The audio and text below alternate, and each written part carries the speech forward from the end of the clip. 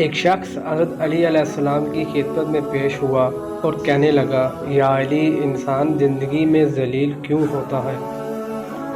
حضرت علی علیہ السلام نے فرمایا، جس شخص میں یہ تین عادتیں ہوں وہ ضرور بے عزت اور ذلیل ہو جاتا ہے۔ پہلی عادت، جو فضول خرچ کرتا ہے۔ حضرت علی فرمانے لگے، میں نے اللہ کے نبی حضرت محمد سے سنا کہ فضول خرچ کرنا شیطان کی صفت ہے۔ اور دوسرا وہ شخص ہے جو جھوٹ بولتا ہے۔ پھر حضرت علی نے فرمایا، میں نے اللہ کے پیارے رسول سے سنا کہ جو شخص جھوٹ بولتا ہے وہ دن بدن اللہ کی مخلوق کے نزدیک ذلیل ہوتا رہتا ہے۔ اور تیسرا غصہ کرنا ہے۔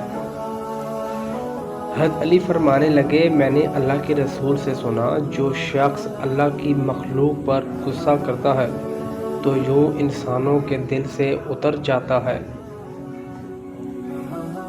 جس طرح چھوٹے چھوٹے سوراخ بند کمرے میں سورج کے طلوع ہونے کا پتہ دیتے ہیں، اسی طرح چھوٹی چھوٹی باتیں انسان کا کردار نمایاں کرتی ہیں۔ حضرت علی نے فرمایا، میں جنت کے شوق سے عبادت نہیں کرتا، یہ تجارت ہے، اور نہ ہی جہنم کے خوف سے کرتا ہوں، یہ غلامی ہے۔ میں اس لیے عبادت کرتا ہوں کہ میرا رب عبادت کے لائق ہے۔